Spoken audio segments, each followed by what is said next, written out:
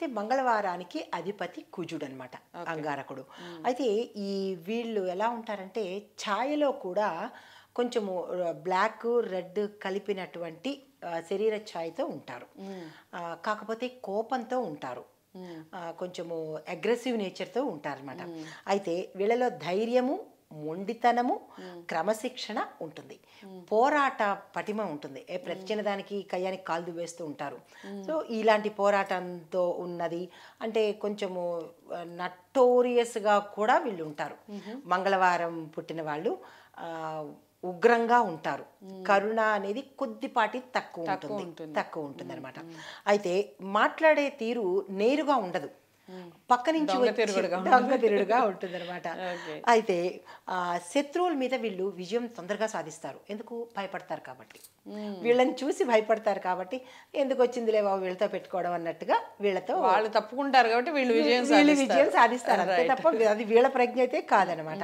అదేంటంటే ఈ మంగళవారం పుట్టడం అనేది అరిష్టం అంటారు, కానీ ఏ సమయంలో పుడితే అరిష్టం అంటే కనుక మిట్ట మధ్యాహ్న సమయము 12 నుంచి 1 గంట ఆ సమయం లోపు కనుక పుట్టిన వాళ్ళకి ఏంటంటే రాక్షస గుణాలు ఎక్కువగా ఉంటాయి, నటోరియస్ నేచర్ ఎక్కువ ఉంటుంది, రాక్షసత్వానికి దగ్గరలో ఉంటుంటారు. వీళ్ళు ఇష్టపడేవి కూడా ఫైటింగ్స్ కానీ, మీరు గేమ్స్ కూడా పిల్లల్ని గమనించే ఉంటారు చూడండి, వాళ్ళలో ఎక్కువగా ఈ పోరాటం సంబంధించినవే ఎక్కువ చూస్తుంటారు. అది పెద్ద అయిన వాళ్ళకు కూడా ఉంటుంది, కొంతమందికి గిల్లి కజ్జాలు పెట్టుకోవడం అంటే ఇష్టం, కోరి పెడుతూ ఉంటారు. అంటే ఈ లక్షణాలన్నీ మంగళవారం పుట్టిన వాళ్ళకి, అంటే అందరికీ ఉంటాయా అనేది కాదు కానీ ఉండొచ్చు అని మన శాస్త్రం చెప్తుంది అనమాట.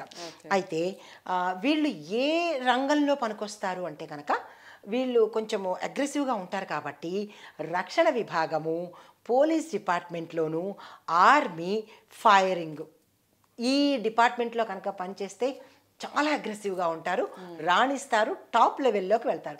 ఎందుకంటే వాళ్ళకి కొంచెం జాలి దయ అనేది సెకండరీగా ఉంటుంది కాబట్టి ఇది ఈ వీళ్ళకి సూట్ అయిన ప్రొఫెషన్స్ అనమాట. అయితే వీళ్ళ బలాలు ఏంటంటే కనుక పట్టుదల, ఏదైనా పట్టుకున్నారు అంటే వదలరు, whether it is good or bad. మొండితనం చాలా ఎక్కువ ఉంటుంది. తర్వాత ఏంటంటే వీరత్వ లక్షణాలు వీళ్ళల్లో ఉంటాయన్నమాట. తర్వాత శారీరకంగా వీళ్ళు చూసారంటే కాస్త పుష్టిగాను, బలంగాను, దృఢంగాను కనబడతారు. లీన్గాను, సౌమ్యంగా, సుకుమారంగా కనిపించారు అనమాట. చూడంగానే మనకి అర్థమైపోతుంటుంది. తర్వాత మంగళవారం వీళ్ళు మంగళవారం బ్యాచ్ అని తెలిసిపోతుంది అనమాట.